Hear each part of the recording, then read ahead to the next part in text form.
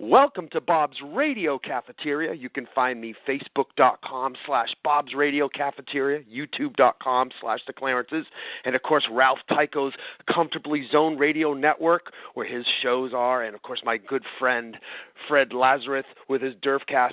And my guest this week is the one, the only Bobby Hart. Bobby, are you there? Hey, Bob, how you doing? I'm great. How are you? Everything is good today. Thank you.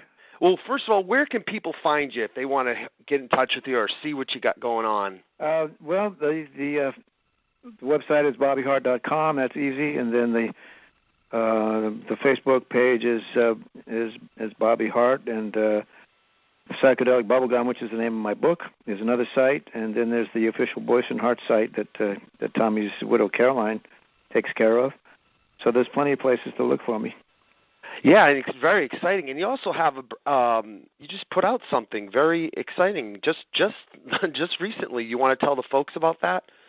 Well, maybe you're talking about the CD. I'm not sure. Yes, of course. CD is a record that I made, an album that I made in 1978, and it never saw the light of day in the States. It came out in a few European countries, but a small reissue label in London found it. Ian Lee and his partner Glenn found the somewhere in the archives somewhere. They dug up an old vinyl version of it, and they said this needs to come out. So I licensed it to them, and they, for the first time, put it on CD, and they're selling it internationally via Amazon. That's really. How does that feel? Like, was it something that you knew, or did they contact you and say, "Hey, by the way, we have this. We want to put out your record"? Or? Yes, that's what happened. They dug it up and said this needs to be heard, and so it was.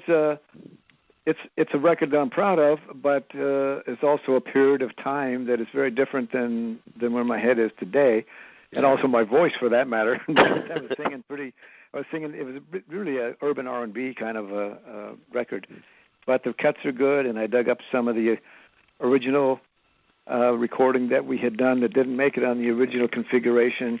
So we have bonus tracks, and it's getting good response. In fact, the guitar player on the record, his name is Vince Megna, M-E-G-N-A, and he's been a friend of mine, and we played in clubs and around in Vegas and so on back in the day.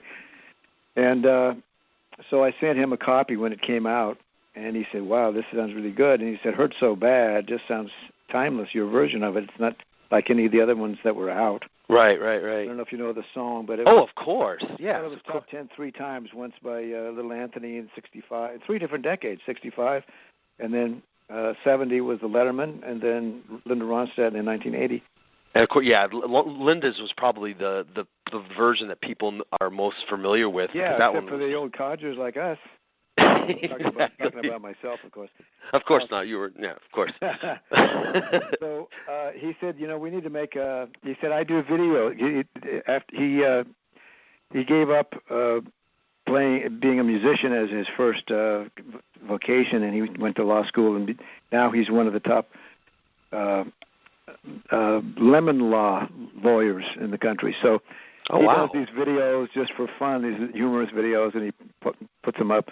So he said, I'd like to make a video for Hurt So Bad. So he hired this great professional crew of actors and flew them in from New York. He's in Milwaukee, and videographer and director. And so they put together this video that goes with Hurt So Bad. And I've seen it. Yeah, I've seen it. Yeah, you posted it on Facebook. It was on Facebook. It was really cool. And I guess that's the easiest place to look at it. Look on my site for it. It's been getting about 1,000 views a week, and he's just starting putting it out there. So, how does it feel to have like a song that was written so many years ago, and here it is, like it's coming out again? Is it like visiting an old friend?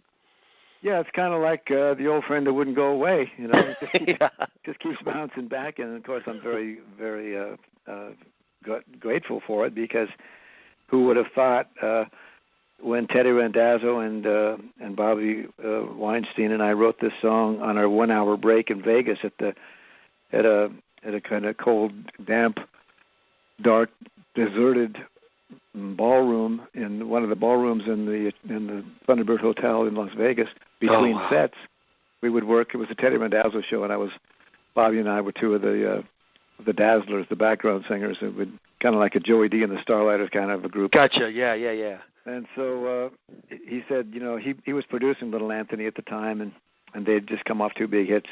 And he said, Going Out of My Head is just falling off the charts, and we need a new single.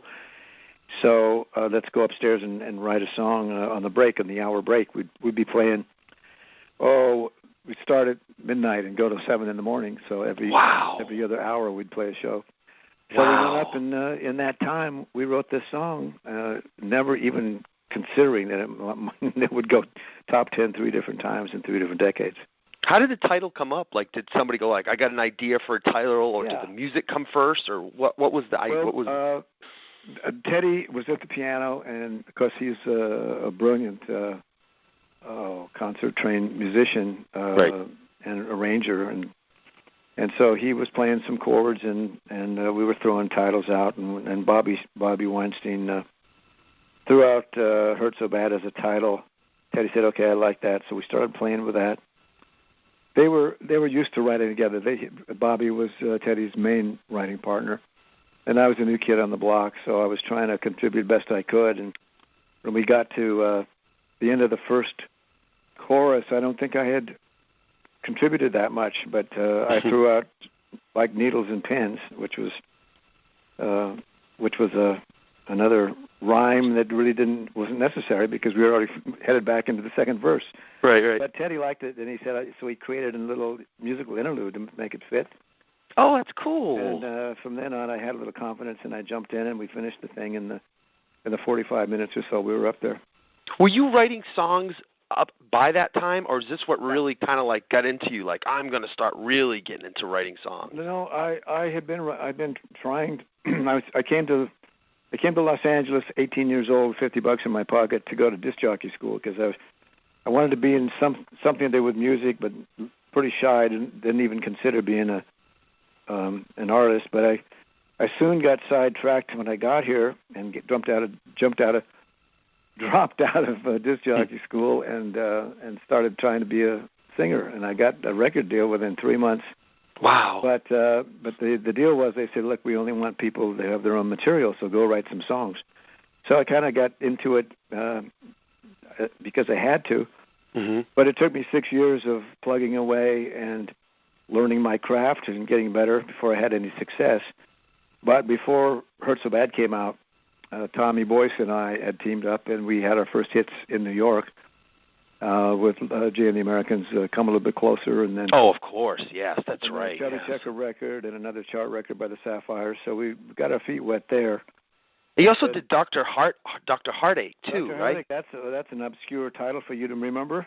That is a wild one. I love music, so. Yeah. Well, it was actually recorded by Tommy Sands. Tommy Sands, yeah. I don't know, 1960 or something like that, or 62 maybe. What was that like? Like, so when you first saw your record, first song recorded, what was? I mean, obviously you were excited, but was it like? Can you put into words in your experience what it was like? Well, you mentioned Dr. Heartache, and yeah. Tommy and I were just friends, and he was writing on his own, trying to do the same thing I was trying to do, and I was writing. But he stopped by the apartment one day in Hollywood, and he said, "You've been writing anything?" And I played him Dr. Heartache, and I believe that was a turning point when Tommy Boyce saw me as almost an equal, that I could make it a good song, and he loved it. So we started to write a little bit. Then he got the break to go to New York to write for a publisher, and I soon followed him. Well, it was a couple years later. Mm-hmm. So that was kind of a turning point, and also the fact that it did hit the charts. It went to up in the 90s somewhere and then fell off, but at least it was my first chart record. That's was a so big cool. Point. Where did you get the title from? Was it is another one that just came into your head, or just? Yeah, it kind of did, and then then I used a lot of other titles from hit songs in the verse. A song about a guy that can fix your heartache. Dr. Heartache. Yeah. So, and of course, it was a teen idol, so of course the girls swooned for that. So got a little office on Lonely Street. Well, that was a hit by Andy Williams. Second Floor, Heartbreak Hotel. Of course, that was Elvis. You Can Try Everybody in Lonesome Town. That was Ricky Nelson. but no, there's no one going to get you well like Dr. Heartache. So cool. I love it. Now, how about Come a Little Bit Closer? Could you? I mean, because it's such it's just a fantastic song. It's just so catchy. It's such a wonderful song. And Thanks.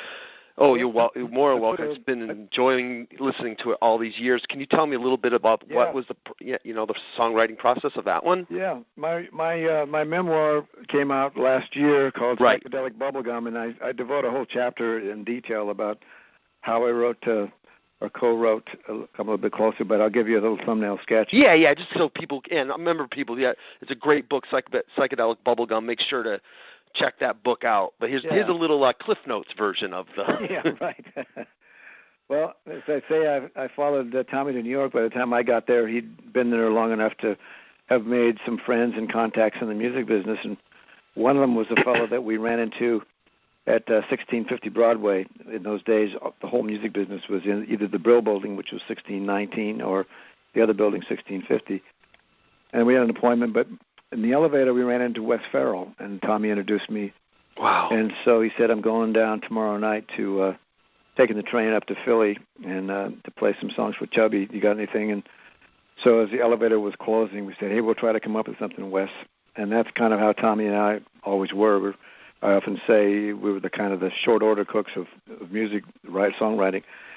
So we went back to my little flop house room and wrote something called Lazy Elsie Molly, and we went back and played it for Wes. And of all the songs that Wes took to Philly, Chubby selected it for his next he single. did that one. So we had that contact with Wes, and then when Wes found out that Jay and the Americans were coming up to record in a few days, he asked Tommy and I if the three of us could write something for Jay. So that's what we did. After Wes ran this publishing company, but he also was a writer, and he'd had a few hits by then, including Hang On Sloopy and Boys, which later the Beatles recorded. Right. Wow. So we went up after closing time and started kicking around the idea of doing a song kind of inspired by the Marty Robbins country record called El Paso, a little story about the being in a little border town in Mexico, only doing it in the genre of a pop than country. So it was a whole lot of fun because there's a lot of humor in that record. For those of you who don't know it, there's the three main characters are the singer, and then there's the bad man who's Jose, whose girlfriend is trying to come on to the singer in this little cafe. So, and then how when Badman Jose comes back into the scene, singer kind of runs for his life. But there's a lot of humor in it, and it was a lot of fun to write, and that was our first top 10 record. It was huge one for you. And then I think Jay and the Americans had something like 22 chart records, and that was the biggest one. That's the one they're most associated with, and how cool is that? Is that you had something to do with that? Yeah. And now now you're here. You are. You've got this huge hit, top 5 hit. Now I'm sure the record company, everybody's like onto you guys, like, okay, write more of this stuff, more hits, please. Correct?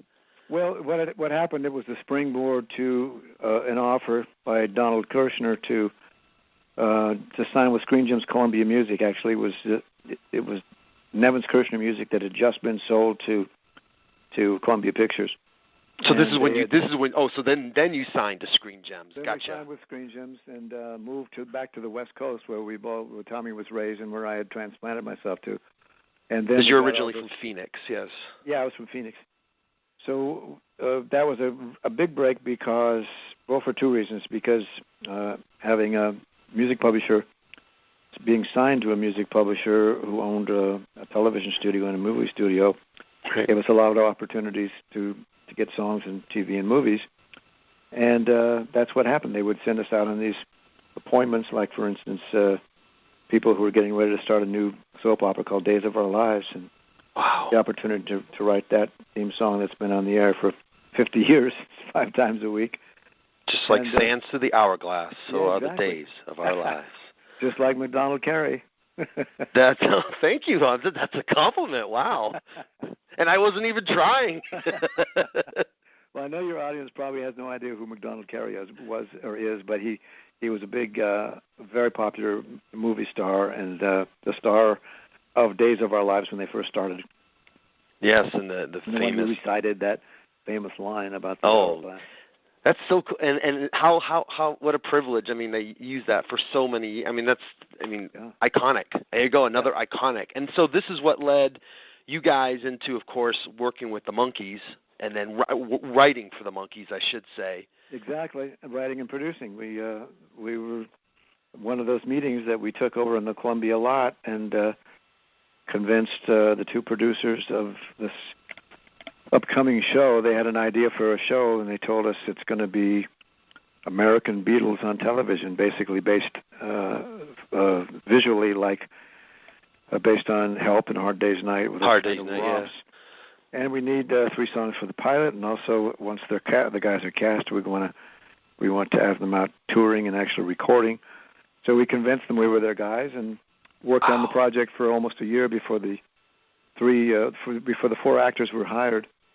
And then produced their first records. And Last Train to Clarksville, which is, of course, one of the most famous pop songs of all time. And is it true that song is about a Vietnam guy going to Vietnam? I've always heard that. Yeah, it's true, but it was subtle. Subtle, very subtle. Yeah. Couldn't write a blatant war protest song. No. And have it on network television, and we couldn't have a war protest song. No, of course not. In an album that was aimed at teens and preteens, So you can't. So we did it very subtly, but it is about a guy who was going off, being shipped out the next day, and didn't know if he would ever come back alive.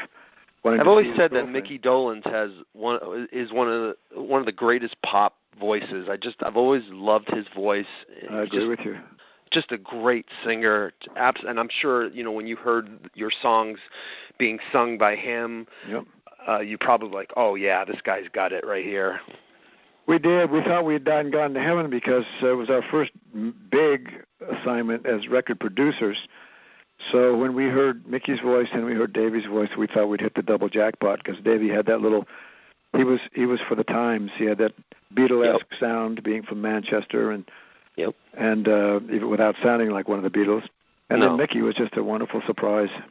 Oh, what a great! And the songs you wrote, "Last Train to Clarksville," "I Want to Be Free," "She," "I'm Not Your Stepping Stone," "Valerie." Was Valerie a song that you wrote? Is that based on anybody, or is that just somebody that you just had the title? You or Tommy came up with the title? That song was based on pure terror. What? Well, I'll give you the Cliff Notes again. Please, just the Cliff Notes. I was playing clubs at that time while we were producing records, but at night times I'd be playing clubs with my band, the Candy Store Prophets, and I got in late, of course.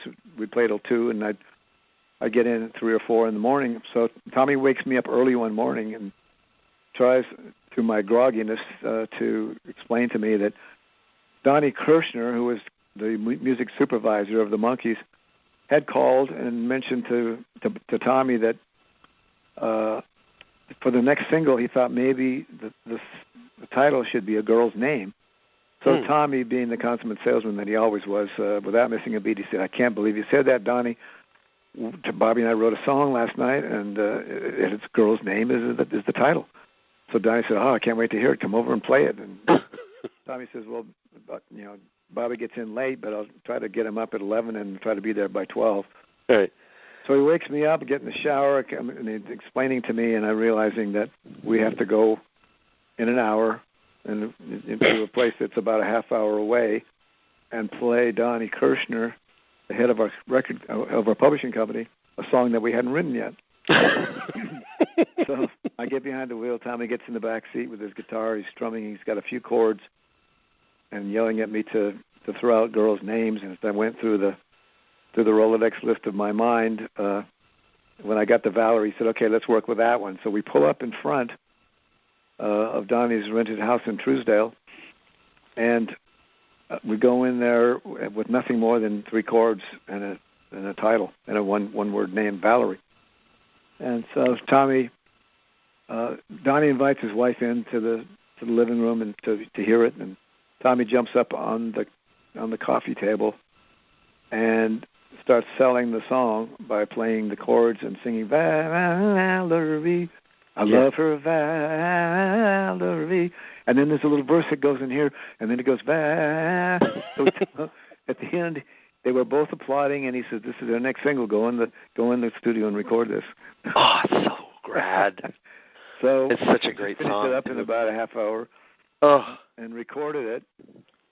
But the end of the story is that it couldn't come out because right then is when the Monkees pulled their power coup and got Donnie Kirshner fired, and the edict was that no Monkey records could be released that were not produced by the Monkees. Oh, this is around Headquarters, Exactly. Headquarters came out. Valerie sat on the shelf for a year and a half. Finally, Lester Sill, who took Donnie's place, called Tommy and him into his office one day and said, "There's a lot of songs in the can, but none of them sound like hits to me. I know Valerie's a hit. Here's my proposal. Go back in the studio, same musicians, same arrangement, make it sound exactly like the first one, only this time you don't take producer's credit, and that'll be the next single." So that's what happened. Oh, so there was an original version, and then there was the version that we all are know. On one of the Lino Missing Links albums, you'll be able to hear both. Oh, that's right. Yeah, that's right. That is out there. Because there's so much stuff that came out that you almost get. Now, you mentioned your band. Now, tell us about the band that you had at the time. What was that like, having the band and then having to do songwriting? And were you writing songs for your band as well? Yeah, the band was Jerry McGee on the guitar and Larry Taylor, who later was a founding member of Canned Heat. Yeah. Jerry McGee was a great guitar player. And they were Teddy Randazzo's backup band, and that's where I met them in Vegas when I joined the group. And then when that kind of disbanded, they moved back to L.A. just at the time when we got the Monkees project. So before that, we had been playing clubs, and yes, we'd been playing some of the original Boyce Hart songs in our set, and we gave ourselves the name Candy Store Prophets and thinking we'd get a record deal. But then we got the Monkees opportunity. So we decided instead of using the regular LA studio musicians, we would use a band, and it would sound like a real band, because this was a band I had played with for a couple of years, and Tommy Boyce had even been a part of it at one time. So I think that part of the original Monkees sound, the reason it sounds authentic and sounds like a real band, even though it wasn't them playing on the first albums, I think that's what sets it apart a little bit, because it doesn't sound like every other record that was being made in L.A. during that year. By the Wrecking Crew and all that stuff, right? We didn't call them the Wrecking Crew, but we used Hal Blaine and those guys on a lot of other things that we did. But we decided for the Monkees project, we wanted to sound when they're on television and they're playing this stuff, we wanted to sound or lip sync into it. So are they the ones that you had that big hit in '68? I Wonder What She's Doing Tonight. Are they playing on that one too? Yes, they became the Boyce Hart band after the Monkees decided they wanted to produce themselves. Then that was an opportunity for Tommy and I to accept one of the label offers we had to become artists. So we went to A&M, and the Kind of Store Prophets then became the Boyce Hart band. And then you guys went on and you were on you wrote songs for different shows like Bewitched and I Dream of Jeannie, and we guest starred in those shows because. In my book, Psychedelic Bubblegum, I talk about how we got the chance to renegotiate our contract with Screen Gems Columbia as a publishing company, and they gave us a development deal to have our own television sitcom, which they were developing for the fall of 1970. So Screen Gems at that point put us on as guest stars on all of the sitcoms that they had running at that time, Flying Nun and Jenny and Bewitched. Which is probably really a cool experience. And then you were on Soupy Sales show, and Soupy Sales did a special, and he asked us to come on as one of the guests. That was fun. We did probably as much television as anybody at that time, because that was becoming the medium to promote records, even rivaling radio, which of course radio was the thing. How about you did a film? You did music for a film called Unholy Rollers from 1972. How did that come about? I was dating a girl named Claudia Jennings, and she was an actress and had done a ton of movies, but she got this project to star in a movie called Unholy Rollers as the leader of a roller derby team. And the director asked me if I would do the music, but there was absolutely no budget. He gave me $1,000 to score the whole film. Right. So what I did was I called a friend of mine who managed a retro group called Louie and the Rockets, and I said, if you guys want to come into L.A. and be the recording band for this project, we'll do a bunch of oldies and Chuck Berry tunes and whatever. And I gave the $1,000 to the publishing company that owned all the songs. So I got them to do. I paid for the studio time out of pocket, gave the $1,000 to the publisher, and Louie and the Rockets performed the songs in return for having a scene in the movie. So that's how I put that together. And then Danny Jansen, who I was writing with exclusively at that time, and I decided we'd write a theme song, and that's what we did. Oh, that's so cool. Now, how did you? Now, so you're moving along, and you get together with Mickey Dolenz and Davy Jones as Dolenz, Jones, Boyce, and Hart. Of course, a lot of this is covered in the book, but Cliff Notes version, of course. Yeah. It's always hard when I interview people and they have books, and I'm like, I don't want to give away too much. It's okay because it's in detail and it's in living color describing the scene, so you feel like you're there when you're reading it, and so it's a different experience. And if you're not a reader, you can go on Amazon and get the audio download the audio version. And I narrate the whole thing. And Mickey that's cool. What was that like? Who wrote the foreword narrates the foreword for me, so it's very nice.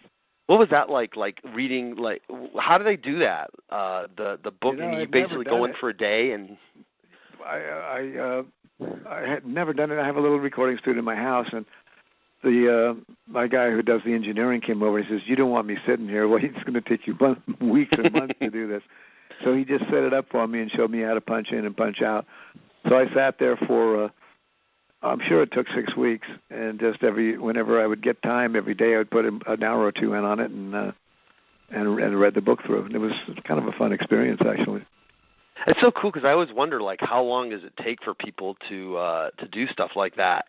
But you had the luxury of doing it on your own time. You didn't have to go to a studio or anything like that. It made it a lot easier, and it was very sweet when Mickey said, "Yeah, I'll come up and sing and read the forward for you." such an awesome. Well, you guys helped each other basically. Yeah. And you were nominated for an Oscar. Yes.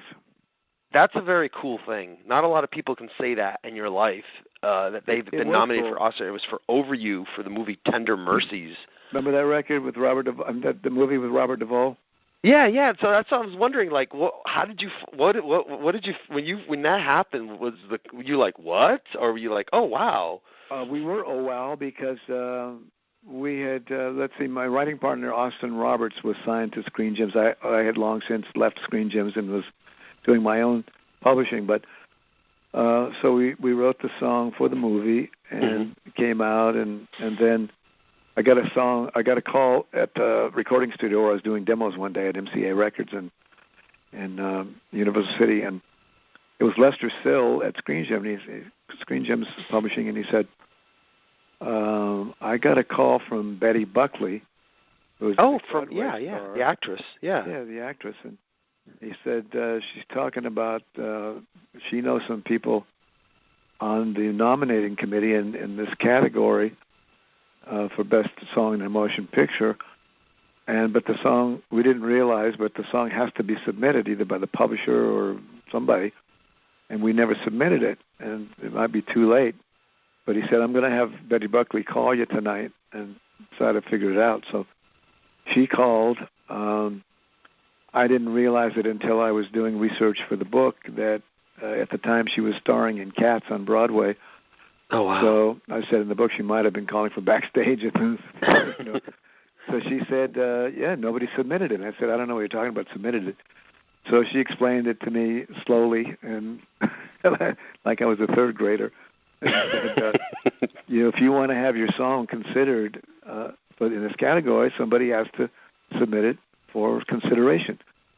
So the next morning, Lester Sell had somebody hand-delivered a letter to the Academy with an apology and asking if we could be considered, even the time limit was up. And they did. Of course, we didn't know until when they announced, like everybody else, that morning, and there sure it was, best song in a motion picture from 10 years. So cool. Wow. So were you able to go to the award ceremony? Sure. If you're nominated, you get to go. Oh, that's so cool! Wow. It was a cool evening just to be there watching all these stars around you in all the different areas and just soaking it all in. Was there a moment where you saw somebody and you were like, "Oh my God, this is really cool"? Oh, there were people all around us. I can't tell you who they were at the moment, but yeah. We were awed at every turn. And one thing that I kind of always kicked myself for was I was told that if once you're nominated, then you can apply for membership in the Academy. But I never did that, and I probably could have gone to a lot more of them if I had done that. Oh, well, you had that one time, and not a lot of people can say they've done that. That's true. And the Golden Globes that year as well, which was even more fun because you get to sit at a table with all the casting.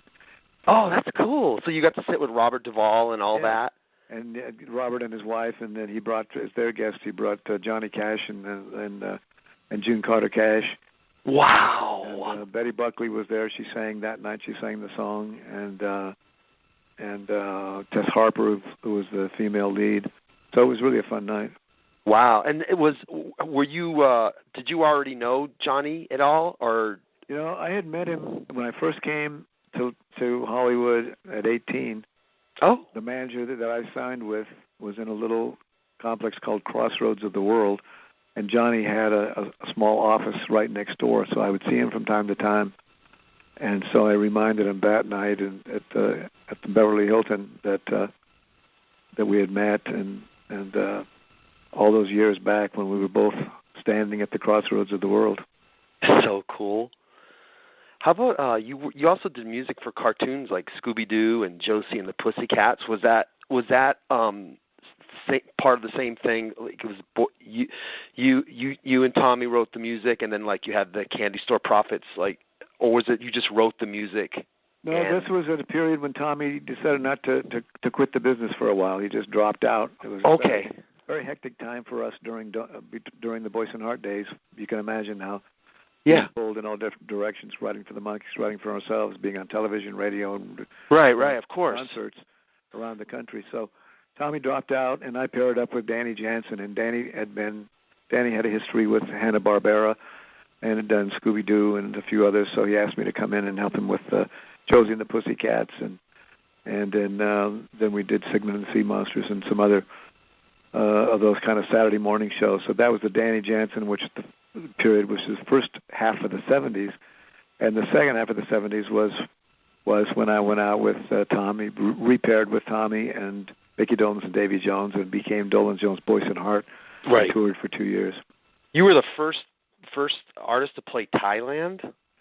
Yeah, we did a Southeast Asian tour. After a couple of weeks in Japan, we went to not only Bangkok, but Taipei and Hong Kong and Kuala Lumpur, Malaysia, and Singapore. Some places I never would have seen. It was really a wonderful trip, and it's a wonderful 2 years actually, because Mickey and Davey and Tommy and I, of course, knew each other well from working with them in the studio. Right. But this was 2 years when we were actually on the road together, and it was just the camaraderie and the lack of pressure, because we were all off the hot seat. All we had to do, hardly any rehearsing. We did Boyce Hart songs, we did Monkey songs, and we knew them all, so we just got on stage and danced around and had fun. Who was the band? Was it, again, Candy Store Prophets, or was it?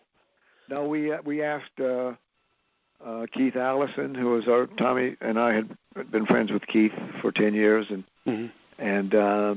once Where the Action Is went off the air, he became one of the Raiders, Paul Revere and the Raiders. Oh, Paul Revere and the Raiders, yeah.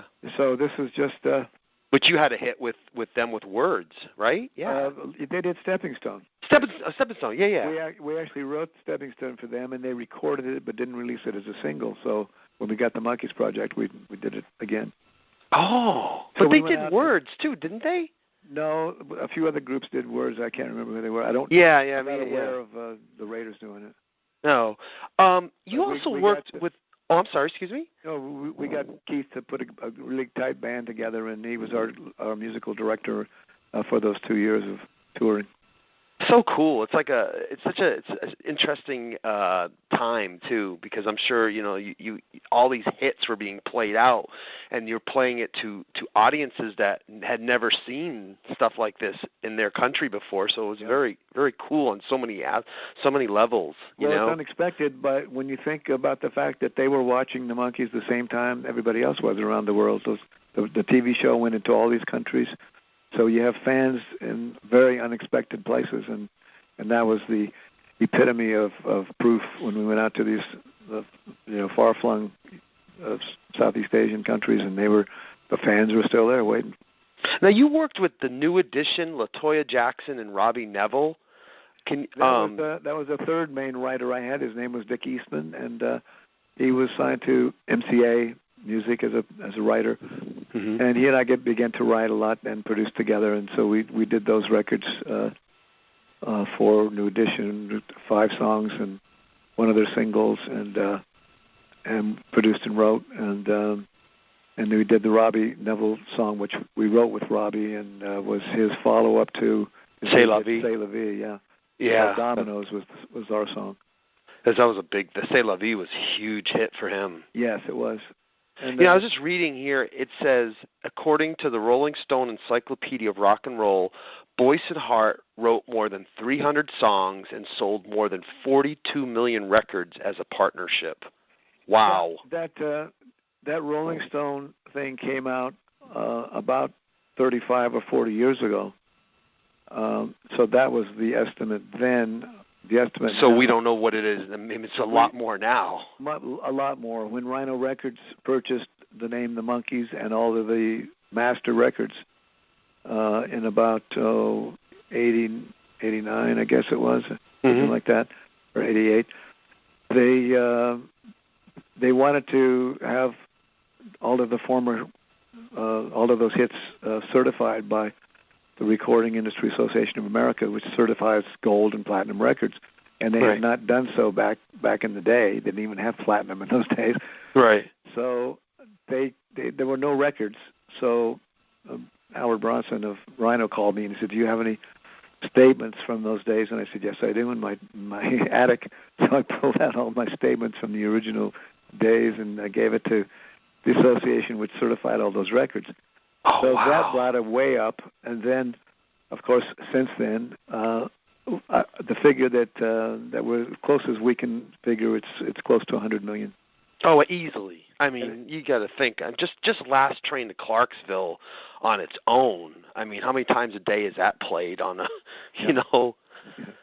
Hey, did you ever hear the version of the Sex Pistols' "Stepping Stone"? And what did you? I didn't what hear did you it think at the of time, it? but I heard it a few years later. I was in a record executive's office. He said, "Did you ever hear it?" I said, "No," and he sent it over. And I was blown away. This was when I was doing research for psychedelic bubblegum. I found that there was something like 22, besides the Sex Pistols, something like 22 other punk rock bands that recorded that song. Yeah, it's a very popular song for people to. It's just a killer chord progression, you guys, and now you also, a documentary, a Boyce and Hart documentary, it's the guys who wrote them. That's something we didn't mention. Talk a little bit about that, about the documentary, which is really cool, by the way. It's a good documentary. It was an idea that was pitched to me by Andrew Sandoval, who probably the foremost 60s historian, and he's producing the Monkees concerts this summer. They'll be out all summer celebrating the 50th anniversary. Oh, so cool. All over the country. Andrew and Rachel Lichtman, who is the director of the piece, and it came out very nice, but it has not been funded to the point where they could license the songs and the TV clips. But what's different about it is there's no talking heads. You don't see any old guys talking. You hear they interviewed Mickey and Davey. Not Davey, I'm sorry. They interviewed Mickey and Peter and Michael. They all did voiceovers talking about Boyce and Hart, and also Kim Fowley and Keith Allison. And but for the first time, I turned over all of my home movies. I had a 16mm camera during the heyday. So there's all that actual footage where you're watching things happen and footage that nobody else has seen before. So it came out very nice.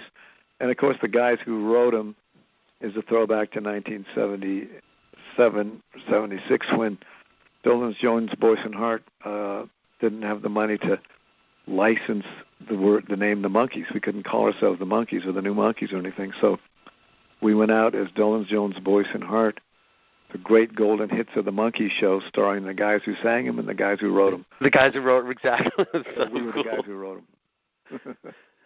So you had a long career, and here you are now. You've got I guess you say a new record, but it's technically an old record. And you're still. Are you still writing music? I mean, because I would think as a songwriter, you just don't stop. Well, it took a long time to write my book. I worked with a co-writer that I've known for decades, and Psychedelic Bubblegum, by the way. Psychedelic Bubblegum. Psychedelic Bubblegum, Boyce and Hart, the Monkees, and Turning Mayhem into Miracles, because it's a book about my life and my spiritual journey as well. But all the stories are in there, and all the music is in there. So that took a long time, and the music business is so different today. I only write now if somebody gives me a commission to write. I don't write on spec, but somebody says, if a movie composer calls and says I need a lyric for this movie theme, then I'll do that, something like that. But nothing. How did you come up with the title? It's it's a perfect title. Which one? Psychedelic Bubblegums. Oh, well, my writing partner, who owns an ad agency and that's his right down his alley, is writing catchy phrases and so on, and he was very helpful in the book. This is Glenn Ballantine? Glenn Ballantine. Ballantine, he came up with it. We had thrown around a whole lot of other titles. I Want to Be Free was going to be the title, and a whole bunch of other things. And coming around to the time when we actually had to pick a title, he threw that out one day, and I said, "Oh my God, people are going to say, what does that mean?" You know, and it's going to get somebody's attention, and it did, and it does, and we were on the Amazon. We were number one on the Amazon pop biography list for weeks. Congratulations! And, with the wonderful response of the Monkey fans and others I've known over the years, it was just incredible. And so we're coming up to the 25th will be the 1-year anniversary of the release, and I'm going to do another little relaunch and try to get it out to people who haven't heard of it or seen it. Oh, that's right, because it came out last year in May. That's right, yeah. May 25th. So, yeah, that'll be fun. Will there be any extra stuff or just the same, just re-release?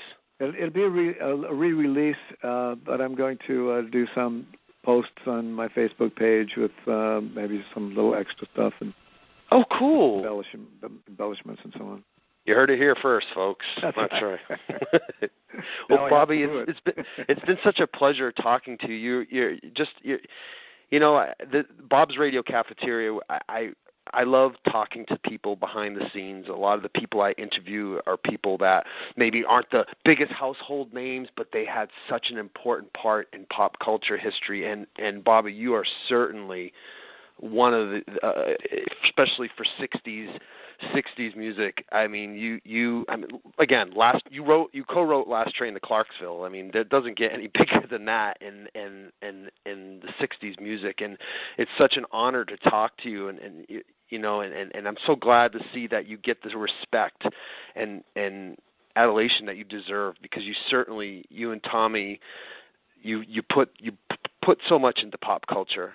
And as a pop culture junkie, especially 60s and 70s, I think it's really cool. Well, thank you so much for the kind words. It's very gratifying to see 50 years later that people are still enjoying the music.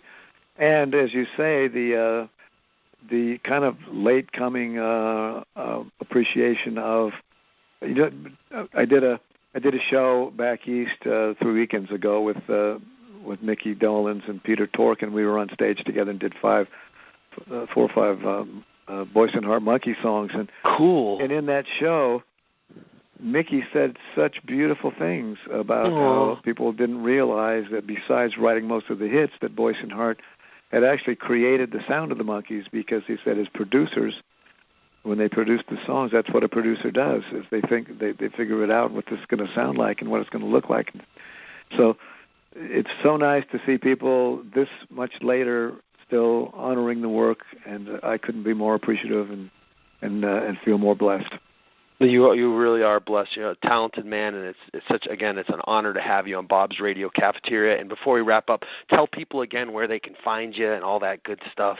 Yeah, go on my Facebook page, Bobby Hart. The book has its own Facebook page. It's Psychedelic Bubblegum. And my website is bobbyhart.com. And then he will be re-releasing Psychedelic Bubblegum in, 2 weeks, right? Yeah, on the 25th of actually, the new Monkey album comes out on the 28th, and the anniversary of my book will be the 25th, so it'll be a good week. Oh, it's going to be a great week, and I'm sure there's going to be a lot of cross-promotion, too. Believe me, I can see that you guys will all be promoting each other, and that's another cool thing, is to see how you guys still stay friends all these years, you know. It's actually been even sweeter, lately, because we are seeing each other more, not only professionally, but, Mickey will call for his birthday, and it's cool to get to know the guys on a deeper level, and there's a mutual appreciation going back and forth. Well, you got mutual appreciation right here, so I just wanted to tell you right there. So for me, well, it'll be single appreciation. But thank you again, Bobby. Thank you so much for being on Bob's Radio Cafeteria. It was a pleasure and an honor, and thank you. And I hope good luck on the re-release of the book, and I'll certainly have the interview out to you in the next day or so you can listen back and all that. I appreciate it. Thank you. It was really fun. Oh, thank you, Bobby. Well, you've been listening to Bob's Radio Cafeteria. Again, you can find me Facebook.com/Bob's Radio Cafeteria, YouTube.com/The Clarences, and, of course, on Ralph Tycho's Comfortably Zoned Radio Network, where you can see all his great shows, or my good friend Fred Lazarus with his show Durfcast. This is Bob's Radio Cafeteria. See you later. Bye.